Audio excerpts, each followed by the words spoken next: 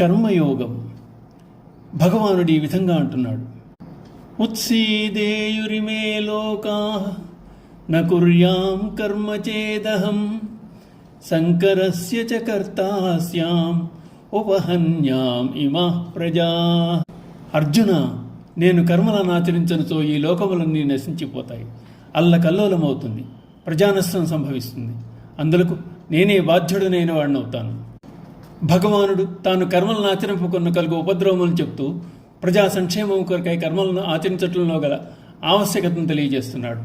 ప్రజల శ్రేయస్సును పరమాత్మ మరవటం లేదు, కర్మను త్యజించుట తగదని బోధ చేస్తున్నాడు.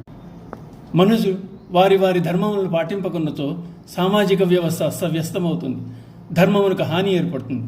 అందువలన అందరూ భగవాను అడుగుజాడల్లో నడిచిన అది లోకహితమునకు కారణం కాగలదు. సక్తాః కర్మణ్య విద్వాంసో యథా కుర్వంతి భారత కుర్యాద్విద్వాంస్తథా సక్తః చికీర్షుల్లోక సంగ్రహం. అర్జున, అజ్ఞానులు కర్మల యందు ఆసక్తులై ఎట్లు వాటిని ఆచరిస్తారో అలాగే విద్వాంసులు కూడా ఆసక్తి రహితులై లోకహితము కొరకు కర్మలను ఆచరించాలి. ఇక్కడ జ్ఞానులు అజ్ఞానులు ఇరువురు కర్మ చేస్తారు. అజ్ఞానుల కర్మ ఫలాపేక్షతో స్వార్థము కోరి చేయునది, కానీ జ్ఞానులు ఆచరించు దానిలో ఆసక్తి ఉండదు, అది లోకహితము కొరకై చేసేది. అలా కర్మను ఆచరించడం వలన ఒకరికి బంధము, వేరొకరికి ముక్తి కలుగుతున్నాయి. కర్మ అనేది ఆయుధమైతే దానిని వాడే విధానం తెలియాలి. తెలియక వాడితే అనర్థం వాటిల్లుతుంది. కావున భగవానుడు కర్మ ప్రయోగం నేర్చుకుని వాడమని హెచ్చరిక చేస్తున్నాడు.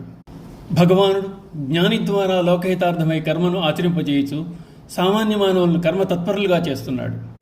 న బుద్ధిభేదం జనయేత్ అజ్ఞాన కర్మ సంగినా జోషయేత్ సర్వకర్మాణి విద్వాన్ యుక్త సమాచరన్. జ్ఞాని అయిన వాడు శాస్త్రవిహిత కర్మలను ఆసక్తితో అనగా ఫలాసక్తితో ఆచరించు అజ్ఞానులందు అశ్రద్ధను కలిగించరాదు. తాను కూడా శాస్త్రవిహిత కర్మలను అసక్తతతో చేయించు వారిచే చేయించాలి. ఇక్కడ విషయములందు తగులుకొని ఫలాపేక్షతో కర్మను ఆచరించు వారి బుద్ధిని ఎట్లు మరలించవచ్చో భగవానుడు చెప్తున్నాడు. నిష్కామ బుద్ధితో కర్మలను ఎట్లా ఆచరింపవలనో తెలియని వారు ఫలాపేక్ష కాంక్షించి కర్మ చేస్తారు. కర్మను ఆచరించు పద్ధతి అది కాదు అని జ్ఞాని చెప్పవచ్చు, కానీ దాని అర్థమును ఆచరించు విధానమును వారు సులభంగా తెలుసుకోలేరు. అంతకన్నా జ్ఞాని తాను నిష్కామమైన కర్మను ఆచరించి చూపిన ప్రభావం అటువంటి వారిపై వెంటనే పనిచేస్తుంది.